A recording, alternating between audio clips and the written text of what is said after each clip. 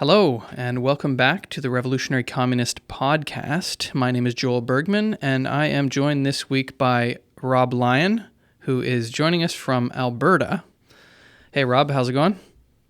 Good. How are you, Joel? Oh, I'm doing very good. Yes, the reason why we have Rob here on video from Alberta, although not just because of that, Rob is very knowledgeable about a great many things, but he's also extremely knowledgeable about Albertan politics in the prairies. The reason why we have Rob on is because we are discussing the question of will Alberta separate? If you've been noticing, this has been a big thing in the news lately. There's all this noise about Alberta separation, kind of been happening for a little while, but now there's like real talk of a referendum on Alberta sovereignty, probably happening sometime next year, and it looks like it's gonna happen, to be honest. So, me and Rob today are gonna go through all of the why this is happening and all the issues surrounding that, and then we're gonna get into kind of like what we think about it, like what do communists do about this? What do we think about it? Maybe you just throw it over to you, Rob. Like, what's going on? Like, what? Maybe let's just talk about what's happening first. Well, it's kind of it's a complex issue. I mean, some of the immediate causes for the referendum are, the fact that the Liberals have won their fourth term. Mm-hmm. There's widespread feeling in Alberta, especially in the oil patch government circles, that the Trudeau government had attacked the oil industry in Alberta, had attacked the economy of Alberta. There's the results of the federal election itself. A lot of people are upset that Poilievre didn't win. They felt that he would have been better for the oil industry. And then there's long-standing grievances that come from Alberta in relation to Confederation, equalization payments, resource rights, all these types of things that are kind of fueling this sentiment of Western alienation, which is now coming to a head, frankly. Yeah, so I read that normally if you wanted to, there's a thing I think in the Constitution or something of most provinces, if not all, I don't know, that if you want to have a referendum, not just on this, but you can have a referendum on almost anything, you need a certain percentage of the population to sign a petition. Now, in Alberta, traditionally that would be over 600,000 people signing a petition, and you'd have to get those signatures in 90 days from the point at which you say you're gathering them, right? As far as I understand. Now, Daniel Smith, the United Conservative Party Premier of Alberta, is has changed the rules, I think. Yeah, I don't know if it's officially changed yet, but legislation was introduced to change that, yeah. And what are they changing it to? Yeah, so I think in the past you needed something like 20% of registered voters, which in Alberta would be, something like 600,000 signatures. And from the start of the campaign, you would have 90 days to get those signatures. But the day after the federal election result, Smith introduced legislation to change that to 10% of eligible voters, which brings it down to something like 177,000 signatures. And you would now have 120 days to get those. So that was kind of Smith's clear signal to the sort of, whatever you want to say, separatists or independentists in Alberta. And even within her own party, that was her signal to kind of, go out, get these signatures. And she promised to hold this referendum if they can get the requisite signatures. Yeah, so I read, bringing the number of votes or number of signatures you need down to just 177,000, and you can have 120 days. So Smith is making it easier, and she's doing it directly because of these people that want to organize a referendum on Alberta sovereignty. Yeah. I read online the organization that's organizing for the referendum is called Alberta Prosperity Project, right? And they've claimed just the other day that they have 240,000 Albertans that want the referendum, and they just have to get them to sign the petition, that they already have their names and everything. So it looks like it's going to go ahead. Now Smith has said that she doesn't want separation. So I guess the question then is why then is she making it easier to hold a referendum on independence or separation or sovereignty or whatever, however you want to phrase it, because there's lots of different ways. Yeah, it seems to actually be sort of like a cynical sort of ploy on the part of Smith, to be perfectly honest. Like at at first she was saying, that she wants Alberta to stay in Canada. She isn't in favor of separation, but she's also said she won't campaign against the yes side in a referendum.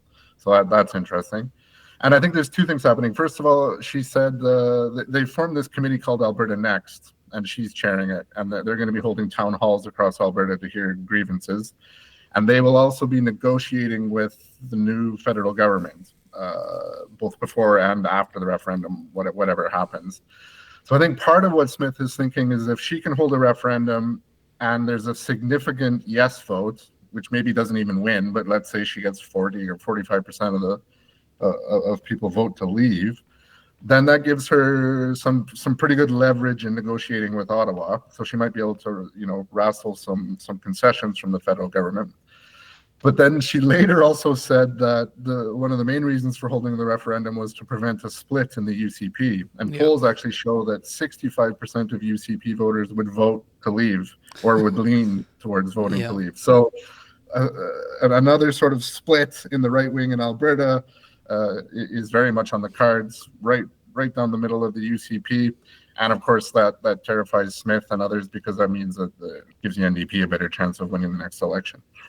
Yeah, and just for those who maybe have not been following Alberta politics that closely in the last decade or more, the NDP came to power precisely because the Conservative vote split. What was it you had? It was Wild Rose, right? Yeah, it was. Yeah, you had the old Progressive Conservative Party, and there was a sort of a right wing split off from that in the Wild Rose Party, which Danielle Smith actually led for a time. Yep.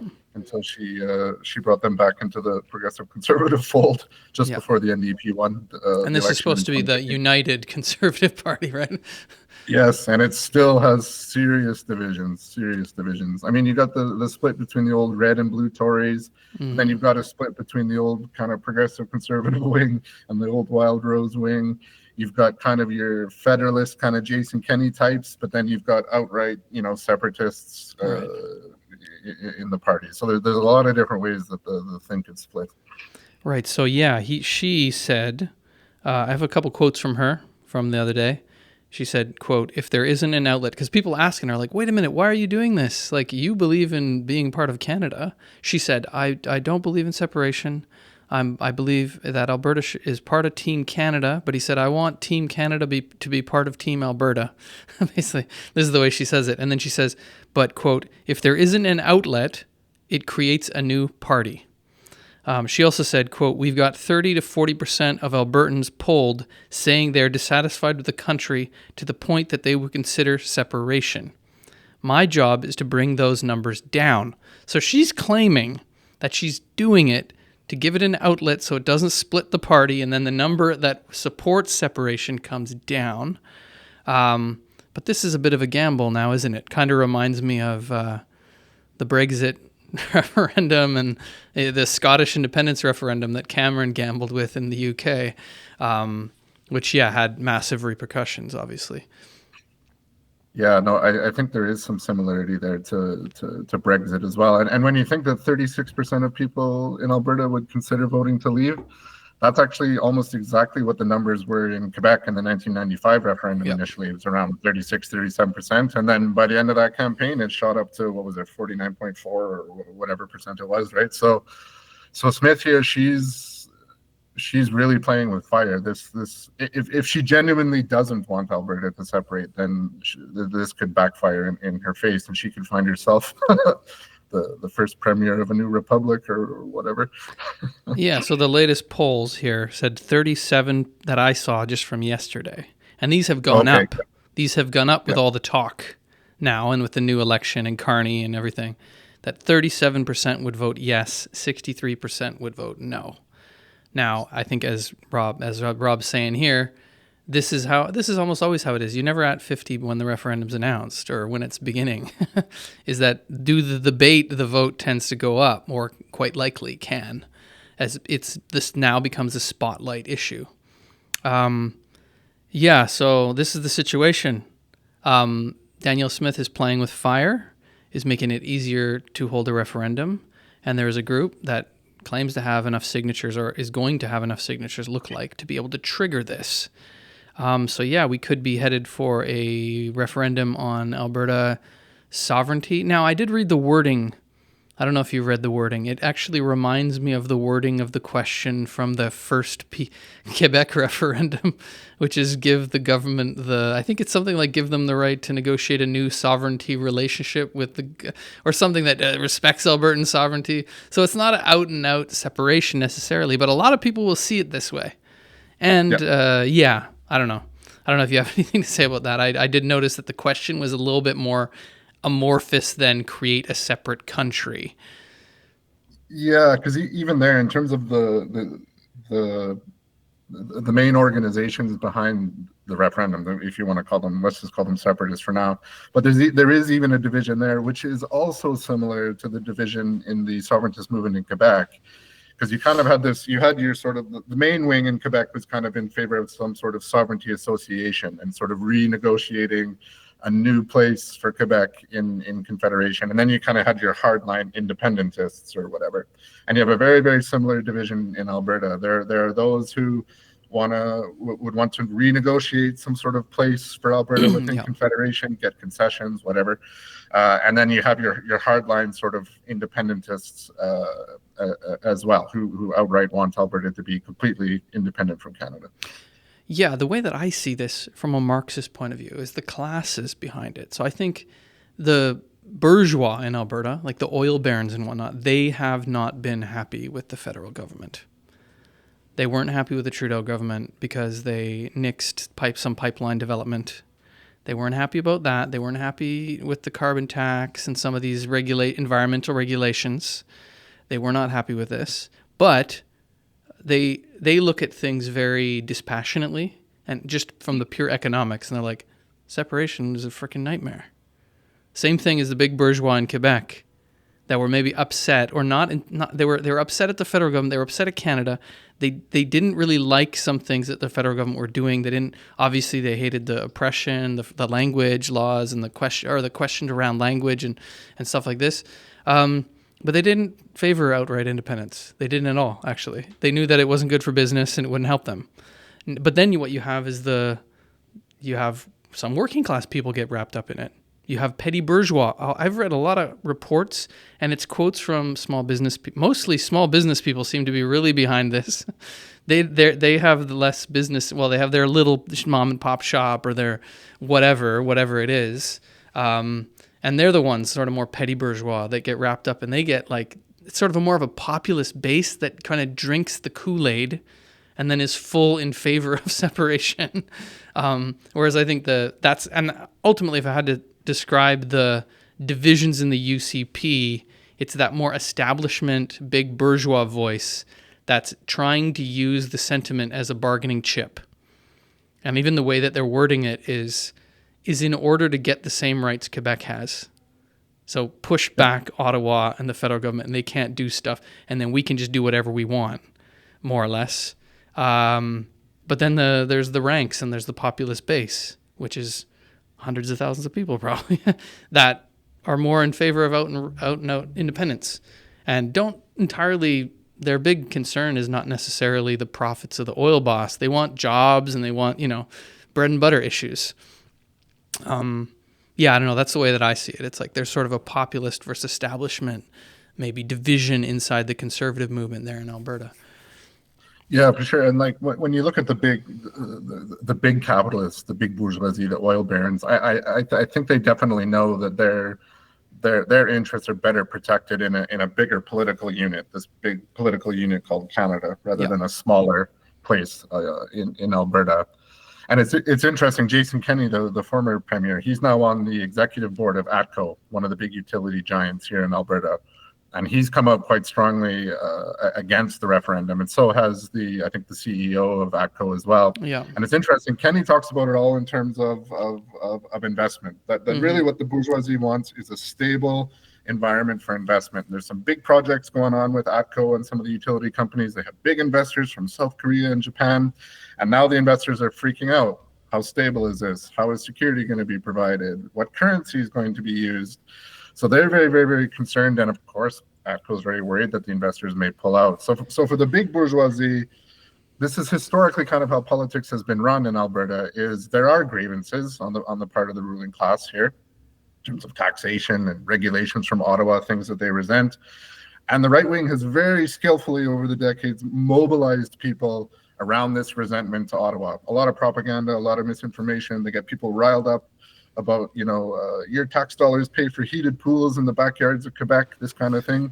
And they, this really started with Peter Lougheed going back to the 1970s, all the way throughout the Ralph Klein years, even Rachel Notley, to be perfectly honest. It's not just the right wing, even the Notley government. They completely bent to this narrative, this kind of stuff. And so this is kind of the logical conclusion of riling people up about Western alienation and Ottawa this, Ottawa that. And now the conclusion is separation, and that's why it might get out of the hands of the ruling class and out of the UCP. The right wing's been in power for nigh on 80 years in Alberta, with the exception of that Notley term, and this is kind of the logical conclusion of those politics of riling people up.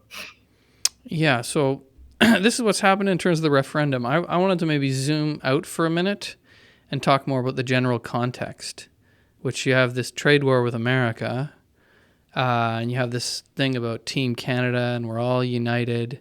But then I think what's come out in a lot of people are figuring that out is like, we're not united. Actually, the Carney said it. He says we need to build one economy, not 13.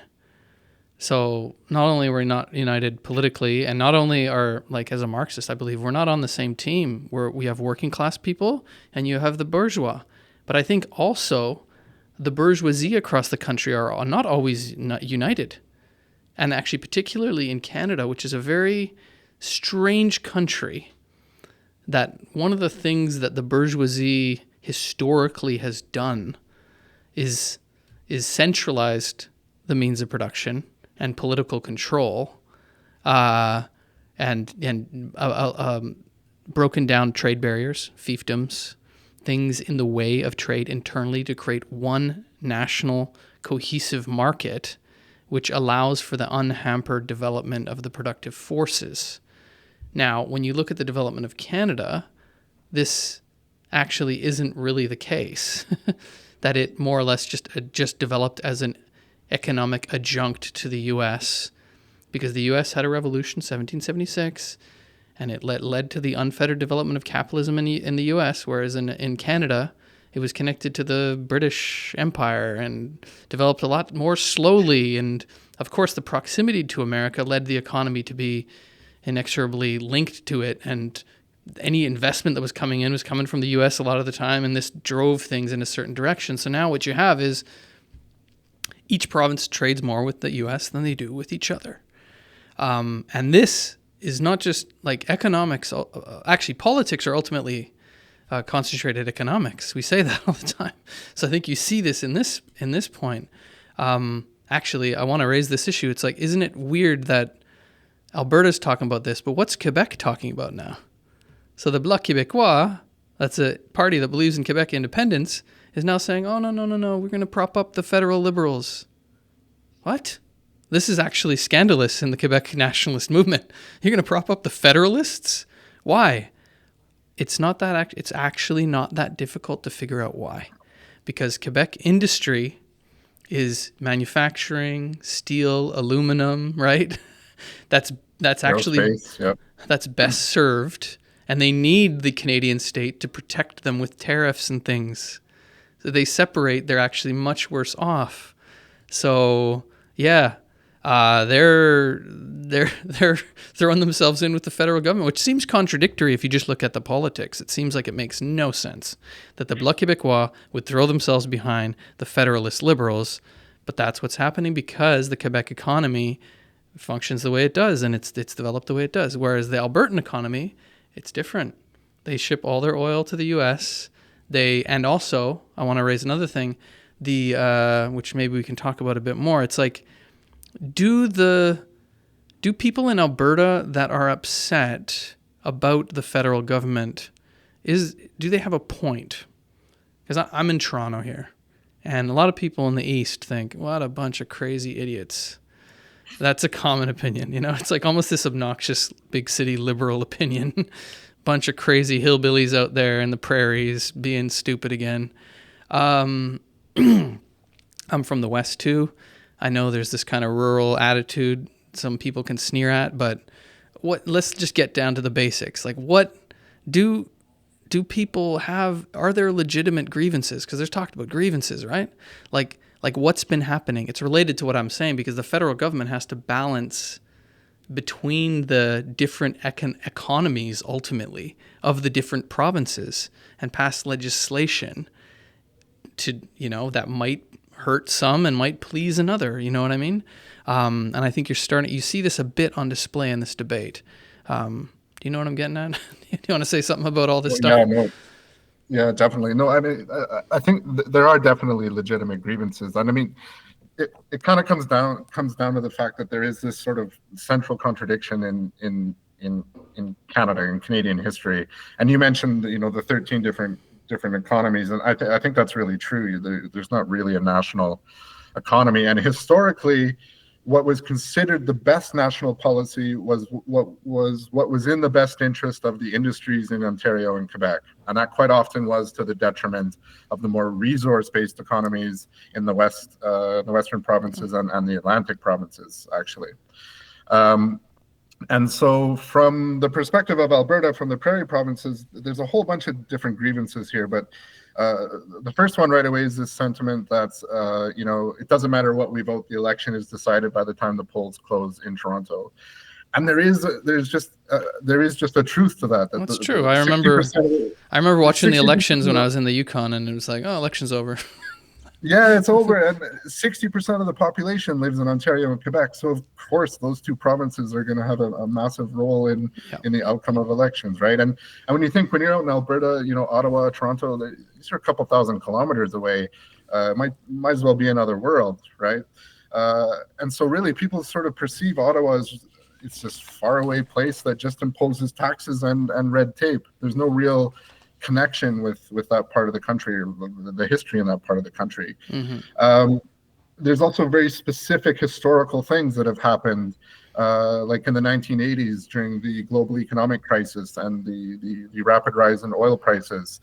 The government of Pierre Trudeau implemented the National Energy Program, which set capped prices on Alberta oil. It set an export tax on Alberta oil, and so the Alberta oil barons weren't able to sell their oil on world markets. They had to sell it internally at steeply discounted prices to the industries in Ontario and Quebec. So there was this feeling that wealth from the oil industry in Alberta was being siphoned off to the benefit of the capitalists in Ontario and Quebec. And for the workers, the National Energy Program meant a real downturn in oil production. Unemployment shot up from something like 3 or 4% in 1980, 1981 to almost 15% by 1983, 1984. So for the working class, they see any sort of imposition on the oil industry, such as carbon taxes today or environmental regulations today, they see these as a threat to jobs, to their livelihoods. And this is where that sort of resentment of even the working class in Alberta, that's where it comes from, is these sort of threats to their jobs and livelihoods. Oh yeah, that these big city people in the East are taking our wealth or whatever, and Alberta's suffering, And it's not surprising this has happened when you've had this big crisis in the oil patch previously. You had a big economic downturn. There's lots of jobs lost. You had the crisis of the governmental crisis in Alberta. They had massive austerity measures. There was cuts to healthcare and education, quite massive under Kenney and even under Smith. Smith's done some as well too, right? Yep. And that's the result. The price of oil goes down and the government has no money and They got to cut stuff. And then, so I think inevitably what happens, and this is, we're talking about, we exist under capitalism. Under capitalism, the market is king and the market decides. Now, I don't agree with that. I'm a communist. I'm a socialist. I believe that we shouldn't be submitted to a small layer of oil barons and whether or not they're profitable or not at any given day. But that's the fact of the matter. And you know, they were laying off a whole bunch of people. So, and Albertan workers have a real militant tradition, and they don't mess around when they start to move into action, as you know, and I think they could get it. So what the bourgeoisie always try to develop a way to deflect anger. It's like, don't get mad at us. Get mad at those bigwigs off in Ottawa, those people that you never see, but we're telling you are very bad, you know. And it's an easy target to not like liberals. They're so insufferable. They're just insufferable pricks, to be honest. They think they know everything, and they're very dismissive as well. I've noticed this. People talk about this, and it's just like, it's as if the grievances aren't real. So one that I wanted to mention in relation to something I was saying, that there is differing economies ultimately within the Canadian economy. And for example, and quite often the federal government will pursue a policy that will be to the detriment of certain provinces. And yes, for electoral opportunist reasons, they almost inevitably prioritize Quebec and Ontario, because in the election, if you win Quebec and Ontario, you've pretty much won almost a majority government. Or at least if you want a significant chunk of it. You just need a few little seats from everywhere else, and then you've won the election. And that's really been the Liberals' key to ruling the country for the vast majority of the history of Canada. It's winning Quebec and Ontario, and then be damned with everybody else. Doesn't really matter. Maybe we pick up some maritime votes, maybe some votes in BC, and maybe a vote or two in the prairies. Actually, I think they got none in Alberta. Not surprising. Yeah. But yeah, the government has to balance between these different economies, different interests. They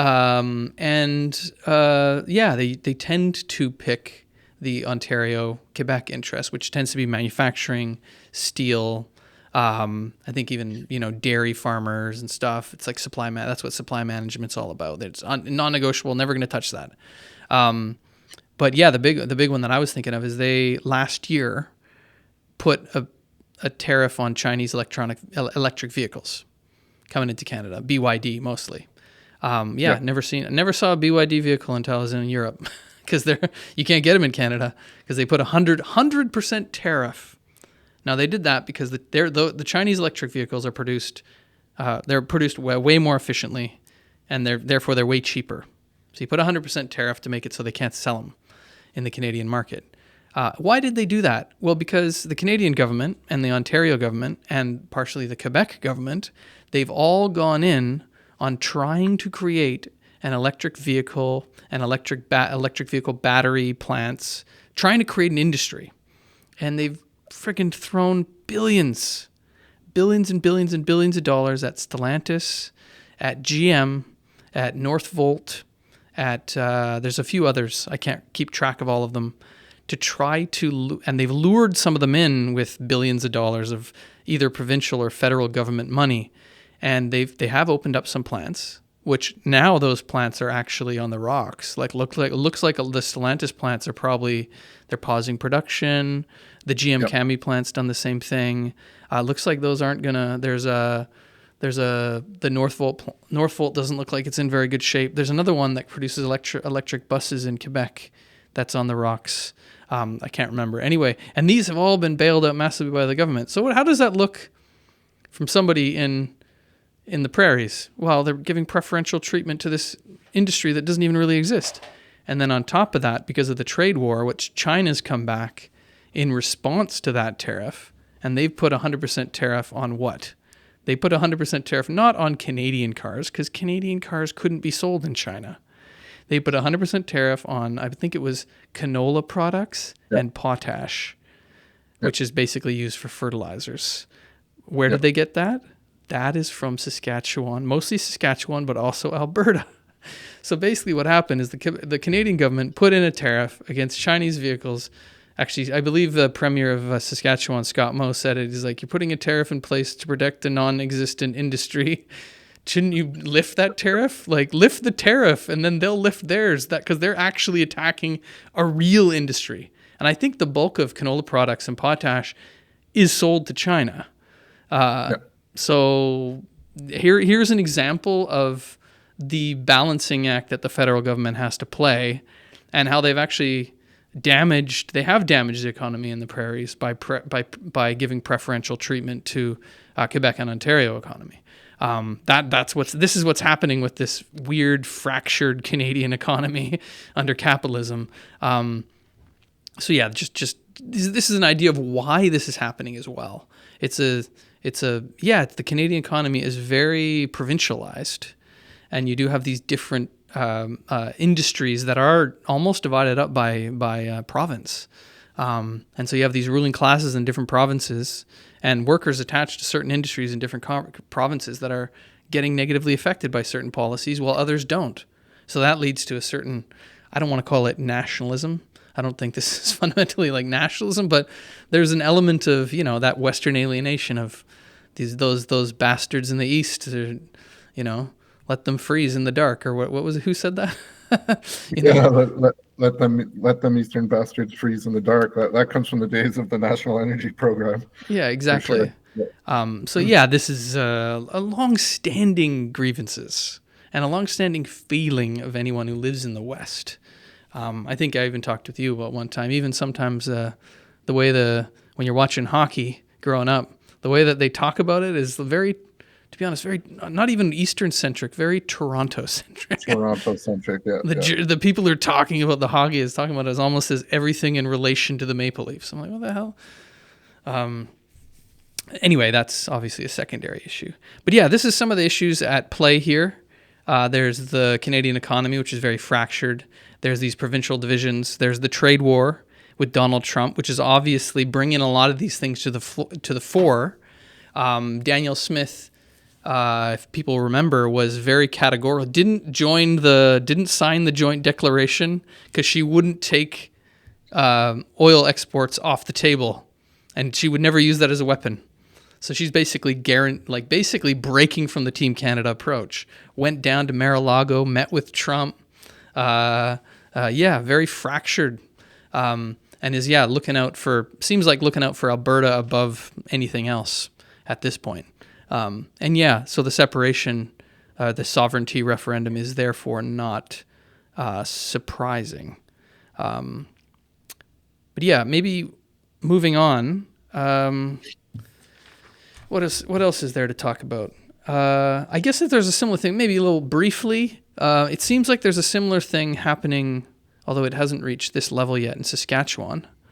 I don't know if you've followed that, but they're not at the point of having a referendum, it doesn't seem like. But there's a similar feeling in Saskatchewan.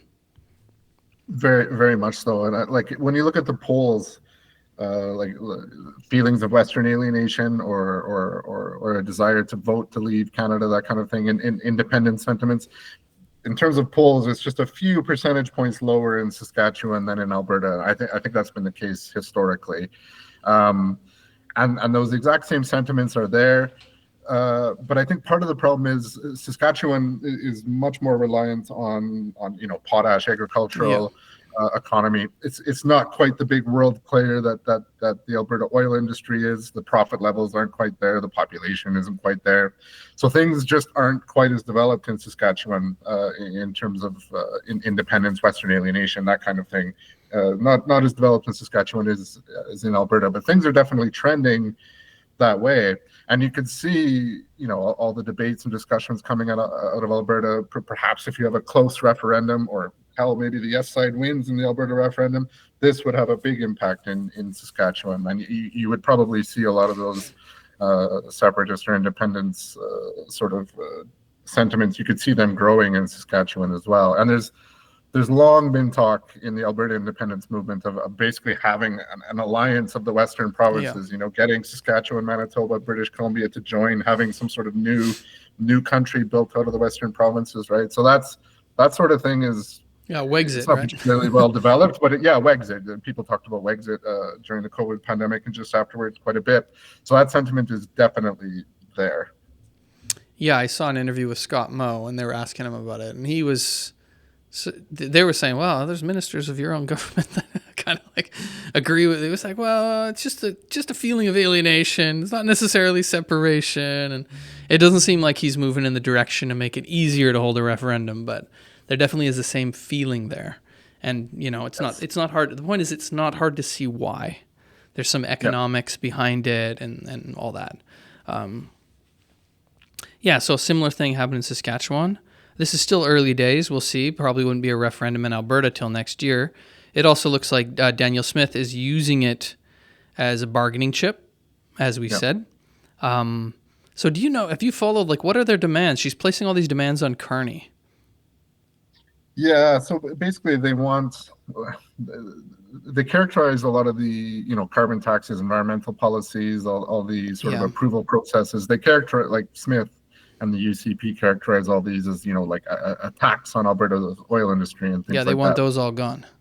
All of those got to be gone. And basically the Alberta government and the oil industry in Alberta, they have, from Smith's perspective, what she wants is a complete free hand to do whatever they want here, Yeah. with no interference whatsoever from Ottawa. And that also includes, like the industrial carbon taxes on the producer side of things.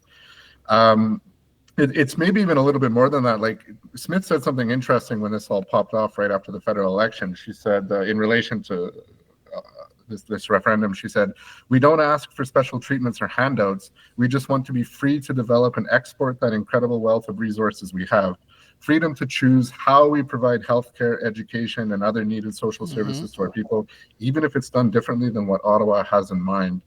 So it's very clear what she's hinting at here, and it's very clear Yeah. from her policies that they're moving towards privatizing healthcare. Yeah. They're moving towards privatizing aspects of education, all this kind of stuff. And there are actually federal laws in place. You cannot have privatized healthcare. You got the Canada Everything has Health to go Act, right? yeah. So there may be at some point Smith pushing for Alberta's right to administer, privatized for-profit healthcare. I think that's very much on the cards here. So yeah, I mean, Smith's talked. She wants a sovereign Alberta within the Confederation of Canada. Basically, she wants the Alberta government to be able to do whatever the hell it likes, whenever the hell it likes. Yeah.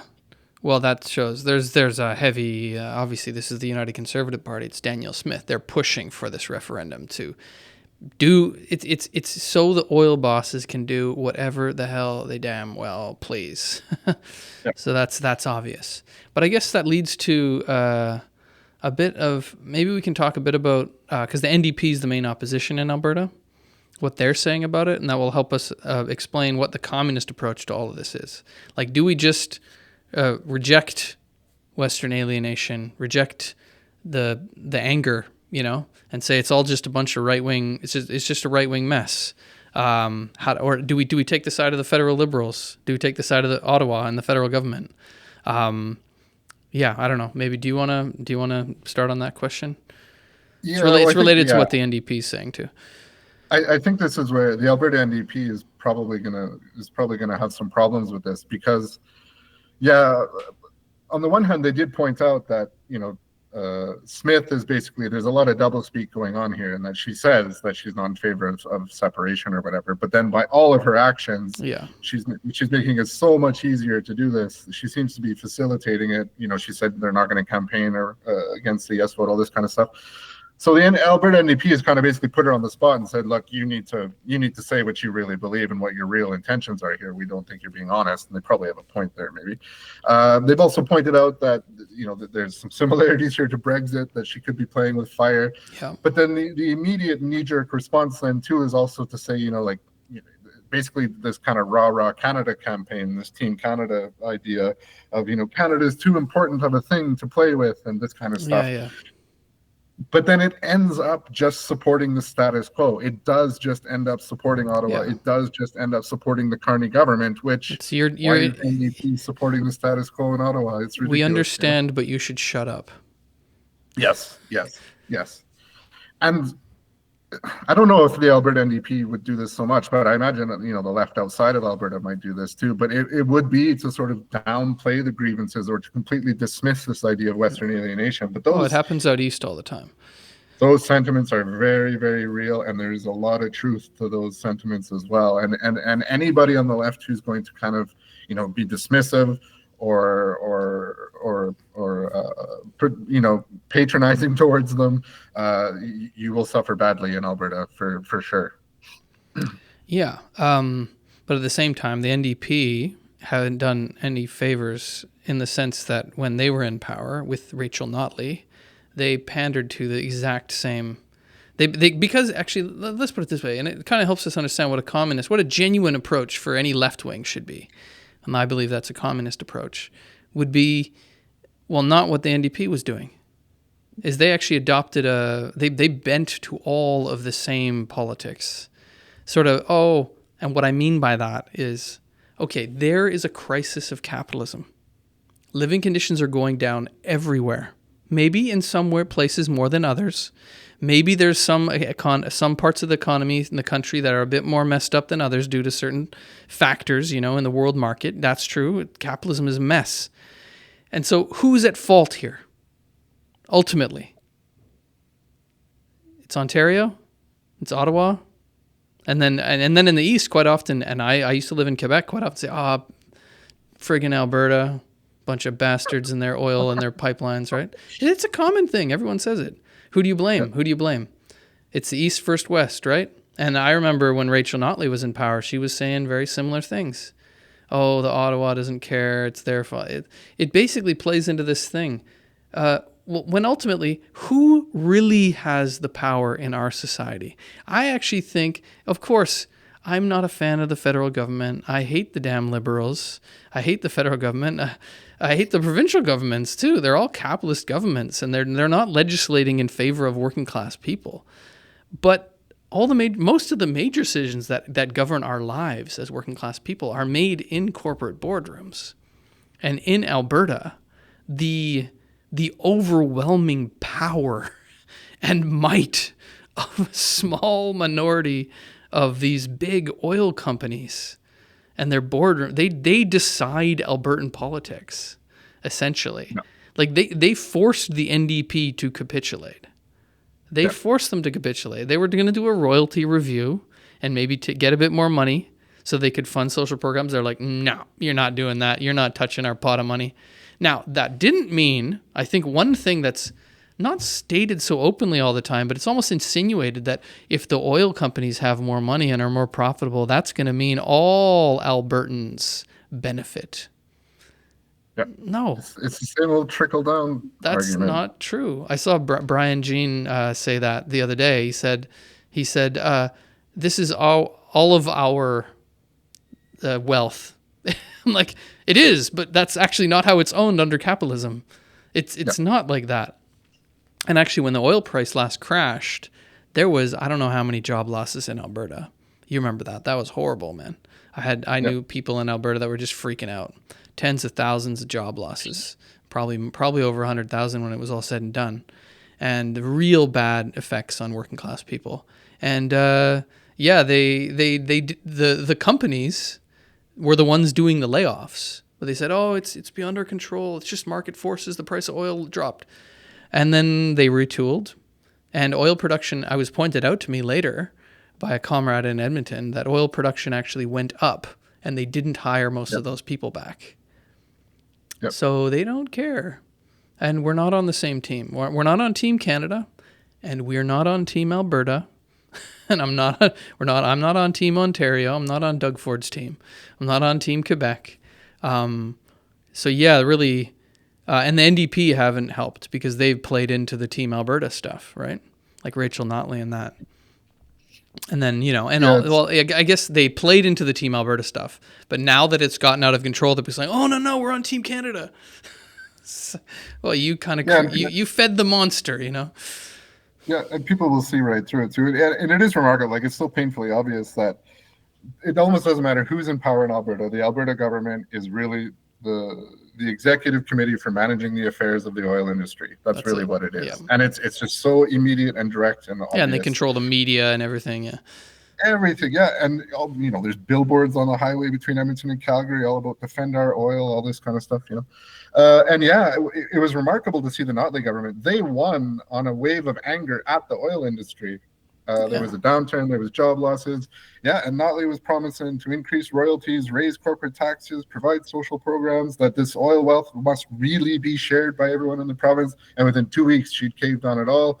And by the end of her term, she was indistinguishable from the UCP or Jason Kenney in terms of pipelines and defending Alberta's oil industry. She was capping public sector wages and giving subsidies to oil companies. Yeah, she did that what would they call it, the War of the Rosés, the trade war with BC over the banning of the tankers off the coast. Like it was remarkable how quickly that turned around, how quickly she caved. So I guess what is the genuine left-wing approach then?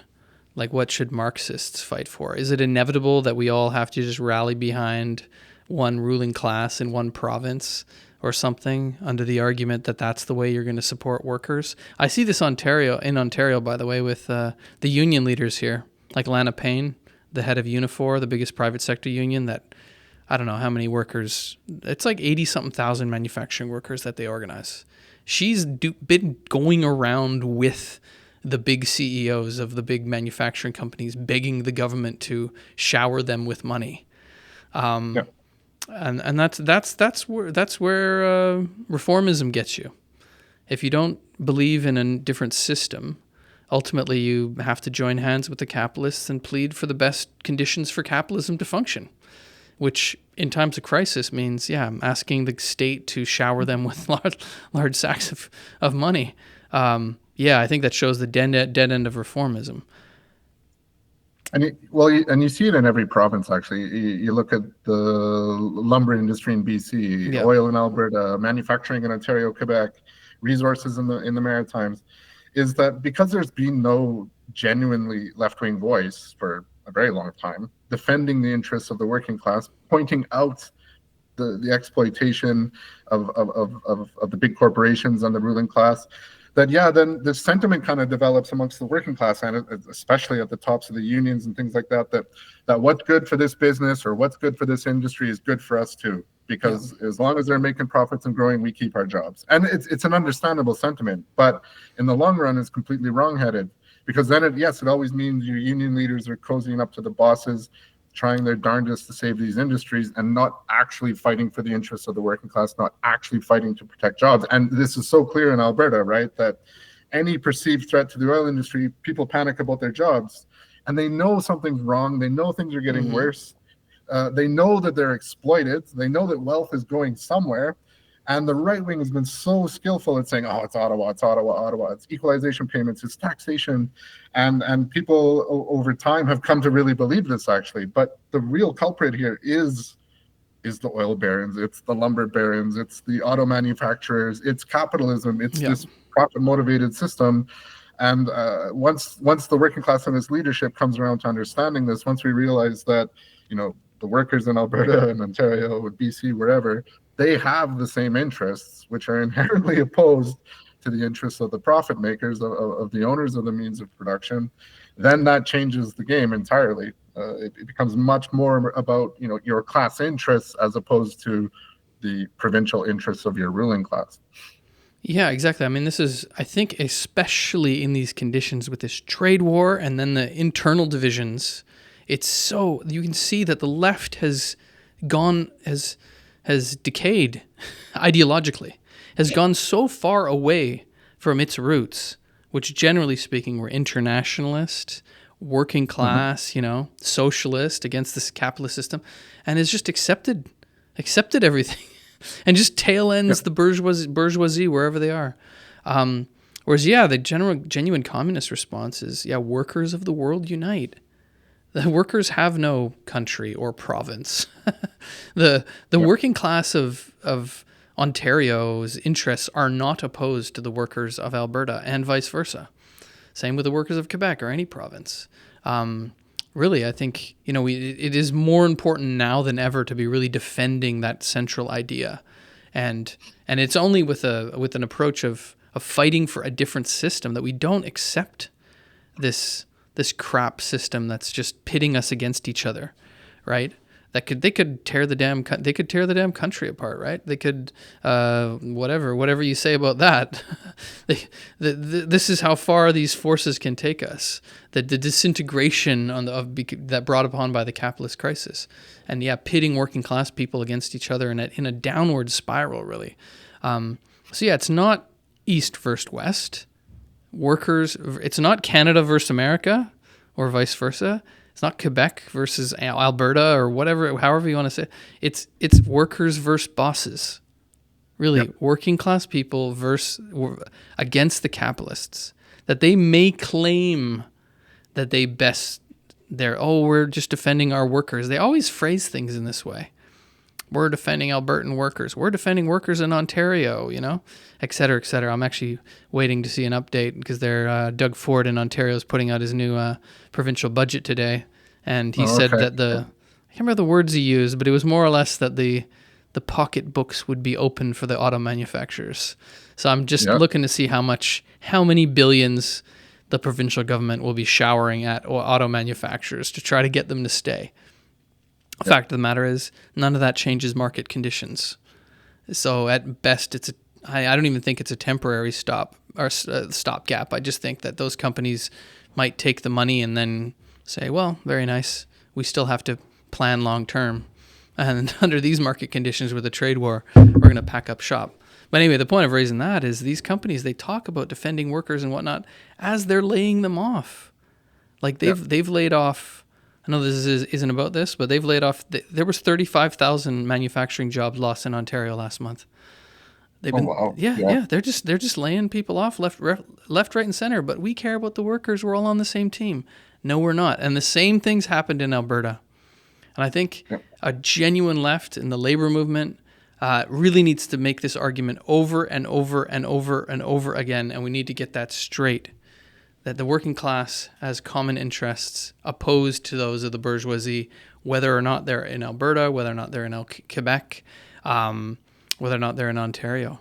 And really, ultimately, that's the communist response here.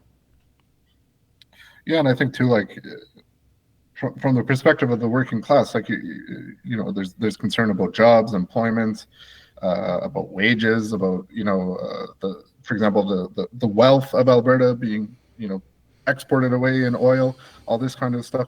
If that's really the concern, I mean, the left really has to point out that the best way to protect jobs, the best way to protect wages, the best way to protect the wealth of a region is to nationalize a lot of these industries. Yeah. And to make it genuinely under the ownership of the people. And then you can actually keep that wealth. I mean, the amount of oil wealth that's been exported out of Alberta, the amount of money that's been made here, the streets should be paved with gold, frankly. Yeah. But yet the healthcare system's collapsing. They can hardly administer healthcare here, right? Same with the education system. The highways are collapsing. It's absolutely ridiculous, the amount of money that's just been flitted away into the bank accounts of the oil barons, Yeah, exactly. So I think, public ownership. The left needs to go back to that. There's more than enough wealth in our society. We just have to look at where it is. This couldn't be more true than when we're talking about the energy sector in Alberta. Just hundreds of billions, and most of that does not go to benefit working class people. But nationalize it. Why not? This small group of people that are under no democratic control, then there's no transparency. Oh, you claim you have to lay people off? Open your books. Why don't you show us? Oh, you can't? Well, how is this the property of all Albertans? It clearly isn't. So we believe the oil industry, the energy sector in general, should be brought under democratic workers' control, should be nationalized and brought under democratic workers' control, much like the auto industry. This is the socialist response. If you want genuine control over your life and your jobs, and you can guarantee that there's no profiteering, there's no greed, there's no nefarious corporate force making a decision in the boardroom that's going to destroy an entire community or your life of your family, communism, socialism is the only way forward. It's not pitting workers against each other. It's uniting the working class against the common enemy, that is the bourgeoisie. And that is the struggle for socialism. And that's ultimately what the Revolutionary Communist Party fights for. So yeah, I don't know. I think we've done more or less, we've gone around on the main issues here, on this whole separation, Alberta separation movement. I know we're going to have an article hopefully coming out next week on it. So stay tuned to Marxist.ca and keep your eyes open for that. And we will be covering this issue as it evolves. But yeah, Rob, I don't know if you have any, if there's anything we missed here, if you have any final words you want to say? I don't think so, but it's definitely interesting times in Alberta. It'll be interesting times in the rest of the country. We're going to have to keep an eye on this. And yeah, this referendum looks like it'll go ahead some point next year. So we might need to revisit this as things ramp up. But yeah, thanks for having me on. This was great. Yeah, thanks a lot. Well, I would just say to everyone listening, please, subscribe to the podcast, subscribe to the YouTube channel. And also, yeah, if you're freaked out by what's happening, I think a lot of people are freaked out by this in lots of parts of the country. Even in Alberta, I'm sure most people are probably freaked out by this at this point. I'm like, holy crap, that's getting serious. It's dialing things up a notch. And you want to do something about it. You don't have to support the federal government or the Alberta government. You don't have to support either one of these forces. They're both capitalist forces. What we need, working class people across the country need to get organized, and we need to be organized under our own banner with our own ideas. And we believe that is revolutionary communist ideas, common ownership of the means of production, democratic control of production. That's the only way forward. Capitalism is a damn nightmare. We're seeing that more and more around the world, but even in Canada, we're starting to see the effects of the capitalist crisis more and more in our daily lives. And we ultimately need a revolution, and we need to build the organization that can lead that revolution. That is what the Revolutionary Communist Party is all about. Yeah, not East versus West, workers versus bosses, the proletariat versus the bourgeoisie in the struggle for socialism.